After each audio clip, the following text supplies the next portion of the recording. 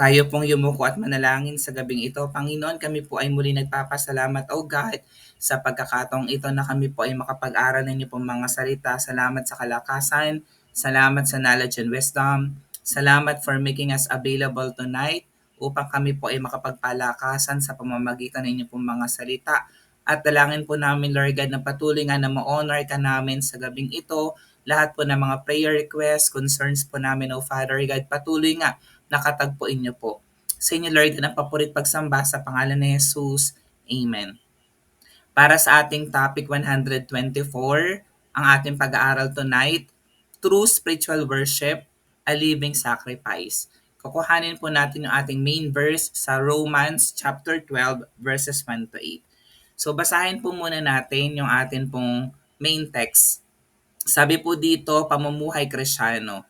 Kaya nga mga kapatid, alang-alang sa masaganang habag ng Diyos sa atin, ako'y nakikiusap sa inyo na ialay ninyo ang inyong sarili bilang isang handog na buhay, banal at kalugod-lugod sa Diyos. Ito ang karapat-dapat na pagsamba ninyo sa Diyos. So dun sa verse 1, ina-emphasize po dito, dinedefine ano po ba talaga yung true worship na inaasahan sa atin ng ating Panginoon. Ang sabi dito, living sacrifice. Ihandog po natin yung ating sarili, maging banal po tayo at maging kalugod-lugod po tayo sa Panginoon. At sinundan po siya ng verse 2, sabi po dito, huwag kayong makiayon sa takbo ng mundong ito. Sa halip, hayaan ninyong baguhin ng Diyos ang inyong pag-iisip upang maunawaan ninyo ang kanyang kalooban.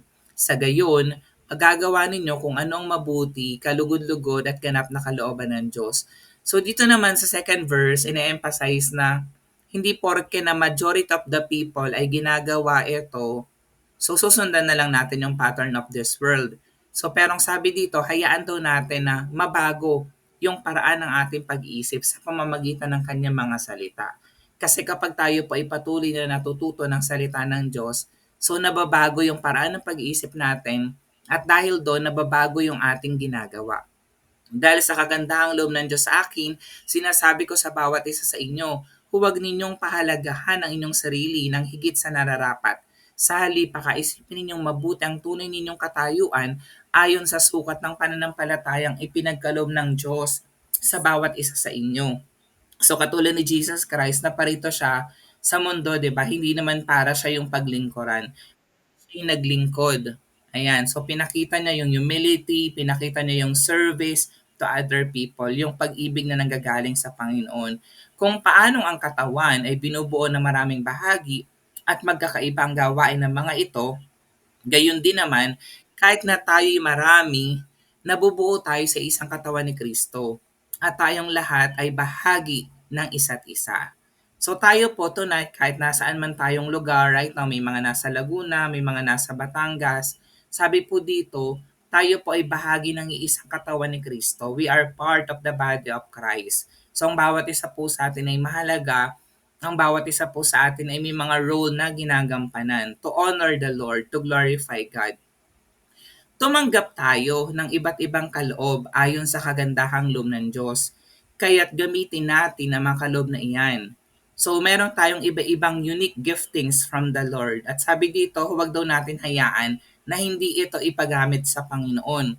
Kung ang ating kaloob ay pagsasalita ng pahayag mula sa Diyos, magpahayag tayo ayon sa sukat ng ating pananampalataya. Kung paglilingkod ang ating kaloob, maglingkod tayo. Magturo ang tumanggap ng kaloob sa pagtuturo. Magpalakas ng loob ang may kaloob sa pagpapalakas ng loob. Kung pagbibigay ang inyong kaloob, magbigay kayo ng buong puso. Kung pamumuno naman, mamuno kayo ng buong sikap.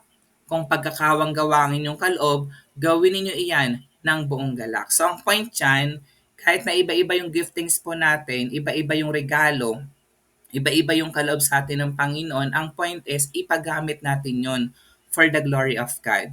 So, balikan natin yung ating main verse tonight. Sabi ng Romans 12:1, I appeal to you therefore, brothers, by the mercies of God, to present your bodies as a living sacrifice, holy and acceptable to God, which is your spiritual worship. So, dalawang main points yung gustong emphasize ng verse na ito sa atin. Una, i-present natin yung ating katawan as living sacrifice. Remember, our body is the temple of the Holy Spirit. Nung tinanggap natin siya na Panginoon, tagapagligtas ng ating buhay, nanirahan na siya sa ating puso't kalooban. And then sabi dyan, is spiritual worship. So yung ating paghahandog ng ating sarili sa Panginoon, that is a form of the spiritual worship. Kaya nga mga kapatid, alang-alang sa masaganang habang ng Diyos sa atin, ako'y nakikiusap sa inyo na ialay ninyo inyong sarili bilang isang handog na buhay, banal at kalugod-lugod sa Diyos. Ito ang karapat-dapat na pagsamba ninyo sa Diyos. Sa ating pong direction, tandaan natin church, we don't need to be perfect singers or learn how to play the instruments to worship. Kasi akala ng iba, pag sinabing worship, yan yung kantahan lang sa church, yan yung tugtugan lang sa simbahan. Pero alam nyo po, what's important to God is the state of our hearts. Hindi nakatingin ang Lord sa ating performance.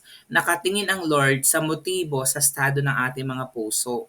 He desires that we live our lives for Him and to follow Him sa lahat ng aspeto ng ating buhay.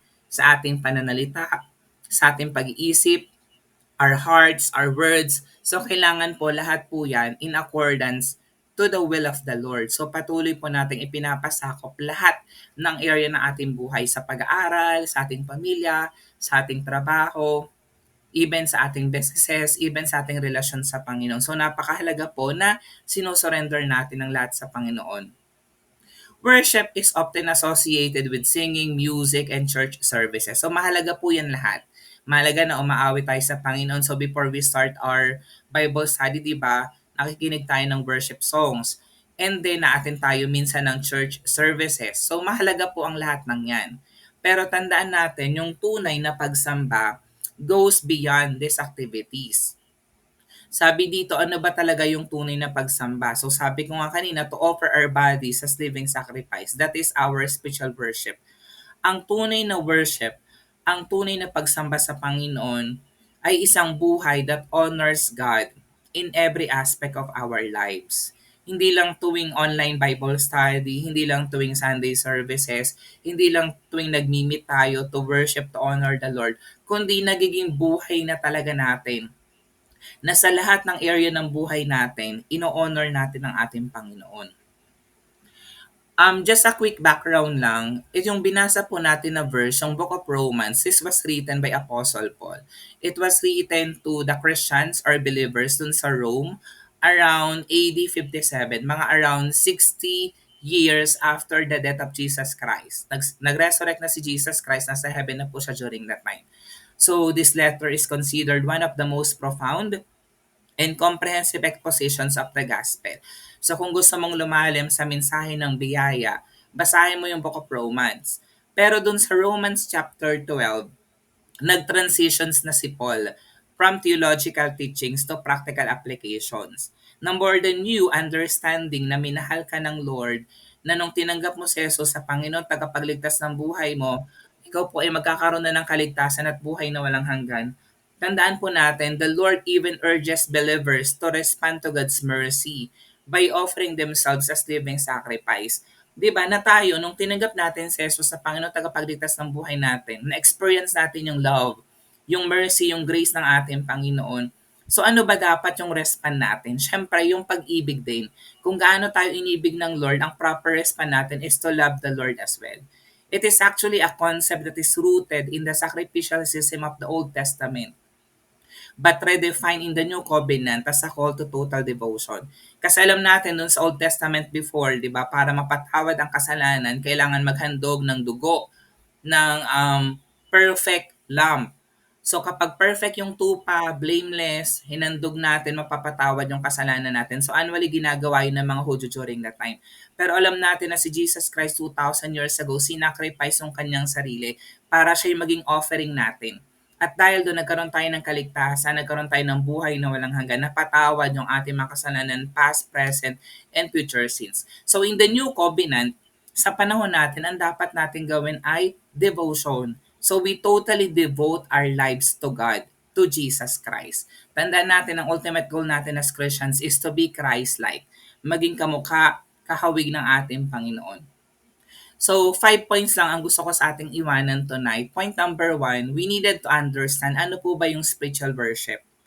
Paulit-ulit sabi dito ng Roma 12:1, ang tunay na spiritual worship ay yung paghahandog ng ating mga sarili na buhay, banal, at kalugod-lugod sa Diyos. Ito ang karapat-dapat na pagsamba ninyo sa Diyos. More than just singing, more than just worshiping. So kailangan po hinahandog natin yung ating mga sarili for the glory of God.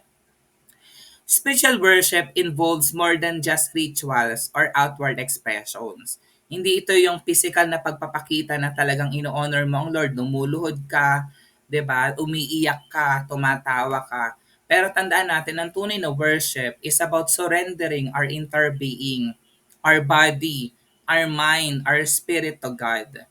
Minsan kasi akala natin kapag medyo hype, lalo na sa mga kabataan, kapag mga naglulundagan, akala natin yun na talaga yung sinasabi na genuine worship. Hindi po. It's about surrendering our entire body to God, our mind, our spirit. So this living sacrifice means dedicating our daily lives to God's service and aligning our actions with His will. Yung natutunan mong salita ng Diyos, nagkakaroon ng buhay. Nagkakaroon ng kapangyarihan sa bawat isa po sa atin. At dahil doon, yung mga mali nating nagagawa before, nagiging sang-ayon na sa kalooban ng Panginoon. So example ko dito, imaginein mo na lang yung isang Kristiyano na nagpe-prayer and fasting. Then, yung kanyang buhay, the rest of the week, hindi niya na kinoconsider yung salita ng Diyos. So it has to be consistent. We needed to commit to God in every aspect of our life. Hindi lang during designated times. Even sa mga panahon na nalulungkot ka, sa mga panahon na you feel worry, na stress ka, meron kang sakit at karamdaman, wala kang direction, wala kang finances, dapat you stay consistent and committed to God. Yun po yung talagang spiritual worship. Point number 2, there is power in worship. Binabago tayo. Tandaan natin, it's not the work of us changing us, not even the work of pastors or the church. It is the work of the Holy Spirit. Sabi nga, huwag kayong makiayon sa takbo ng mundong ito. Sa halip, hayaan daw nating baguhin tayo ng Diyos ang ating paraan ng pag-iisip upang maunawan natin yung kanyang kalooban. Sa gayon, magagawa natin kung ano yung mabuti, magagawa natin kung ano yung kadugod-dugod at kung ano yung ganap na kalooban ng Diyos. Again, paano mababago yung paraan ng pag-iisip natin sa pamamagitan ng pag-aaral ng salita ng Diyos. Kaya nga napakahalaga na we attend Bible study, di ba? We attend Sunday services kasi na-equip tayo, na-empower tayo ng salita ng Diyos at dahil doon natuturuan tayo ng mga bagay na kailangan nating gawin. True worship transforms us from the inside out. Nagsisimula sa loob, nung tinanggap mo sa puso mo si Jesus na Panginoong tagapagligtas ng buhay mo at nagmamanifest sa ating pananalita, sa ating values, sa ating priorities, even sa ating mga ginagawa na nagiging sang-ayon na sa kalooban ng Lord. So this transformation allows us to discern and to follow God's perfect will. So nagiging sensitive ka na kasi nga you're in a relationship with God, nagiging sensitive ka na sa mga bagay na kailangan mong gawin sang-ayon sa kanyang kalooban.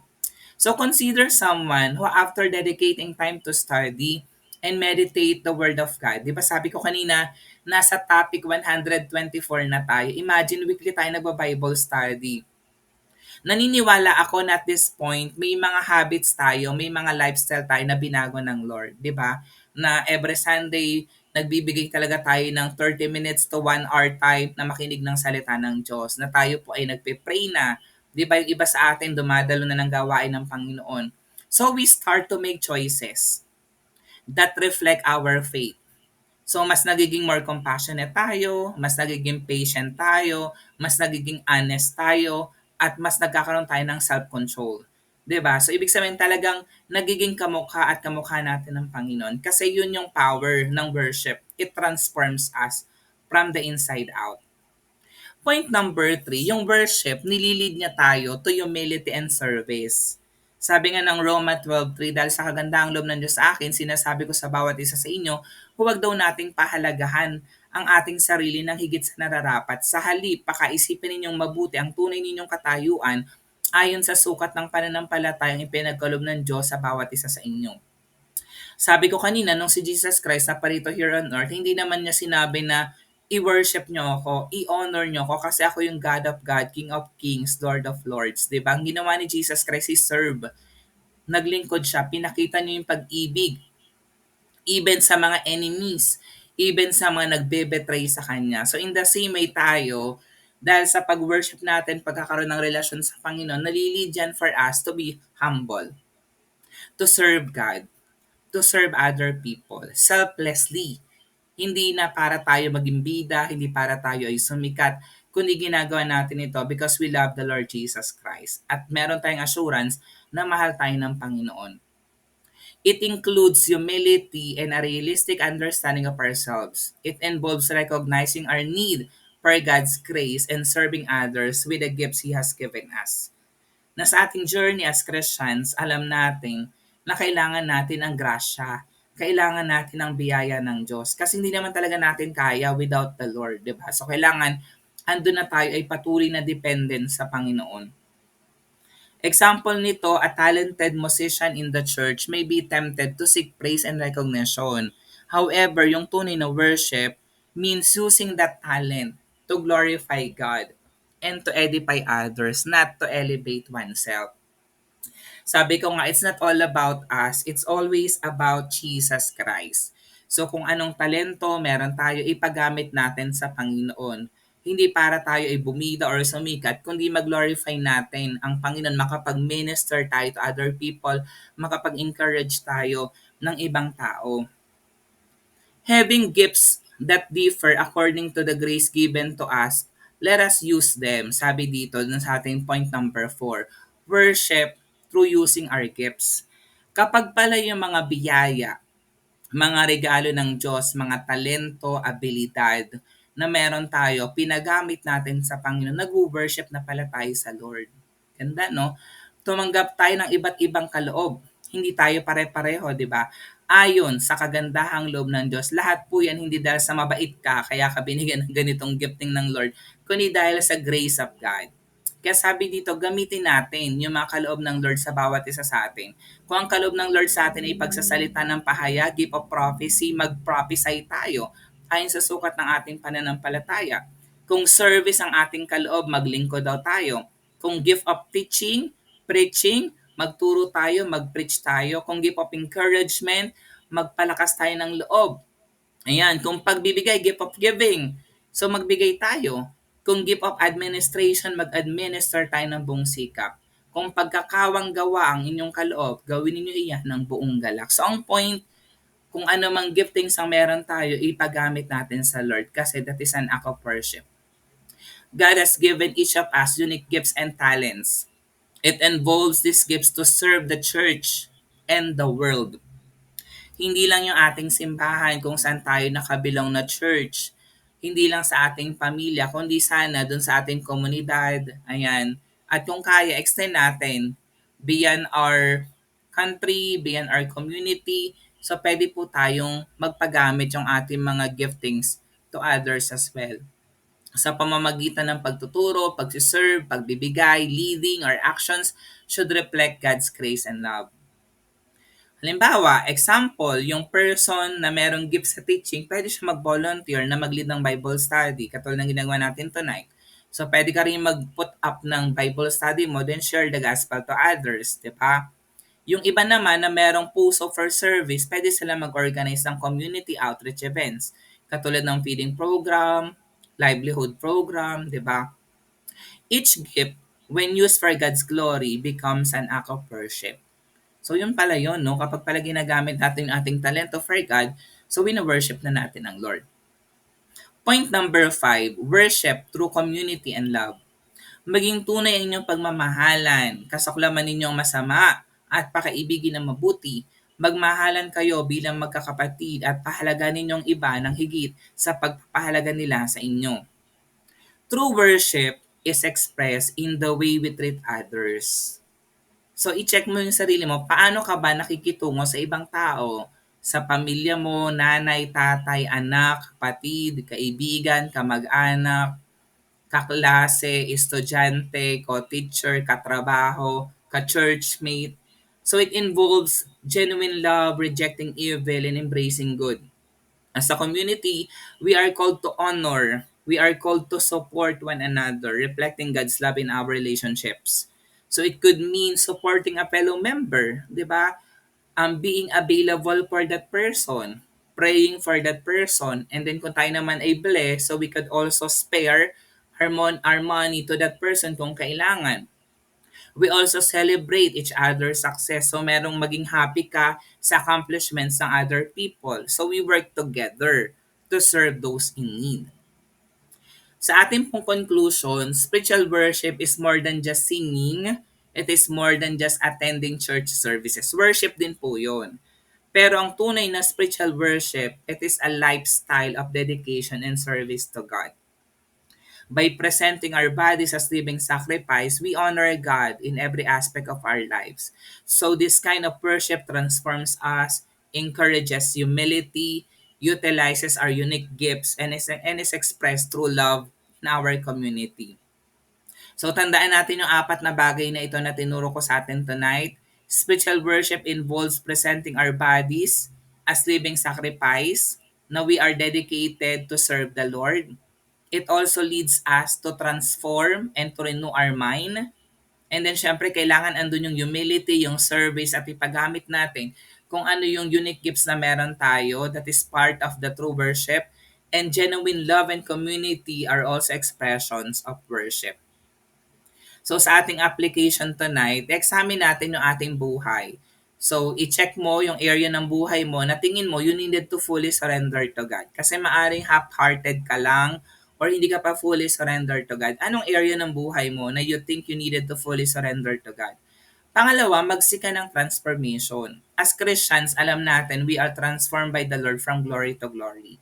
Para mangyari yun, you needed to spend time sa pananalangin, sa pag-aaral ng kanyang mga salita upang mabago yung paraan natin pag-iisip at maka-align tayo yung ating ginagawa dun sa kalooban ng Lord. Pangatlo, ipagamit natin yung ating spiritual gifts. Kung anong meron kang gifting, i-analyze mo, alamin mo, i-assess mo, then humanap ka ng pagkakataon for you to serve other people. And last, cultivate community. So we needed to build genuine relationships with others in our church, in our community, showing God's love through your actions. Sandaan mo, we are ambassadors of Christ. So dapat nire-reflect natin kung ano yung character, ano yung ugali ng ating Panginoon. Amen. So tayo pong manalangin tonight. Panginoon, salamat o Jesus na kami po ay nakapag-aral muli ninyo pong mga salita. Salamat Panginoon na tinuro niyo po sa amin ang spiritual worship. We pray Lord God na yung mga salita na aming napakinggan magkaroon ng buhay ng kapangyarihan sa amin. Dalangin namin na patuloy nga na mag-surrender kami sa inyo fully. Yung mga bagay na kailangan po namin baguhin, mabago po by your grace sa pamamagitan ninyo po mga salita. Yung mga talento na meron po kami, O Father God, Lord, we pray na selflessly ipagamit namin ito sa inyo for your glory. And we pray na maging extension din po kami ng love at ng grace, Panginoon God, in our community. At patuloy nga na yung vision ng aming simbahan, yung loving God, loving others, patuloy nga na magawa po namin for your glory. Sa inyo, Lord God, ang papurit pagsamba sa pangalan ni Jesus. Amen.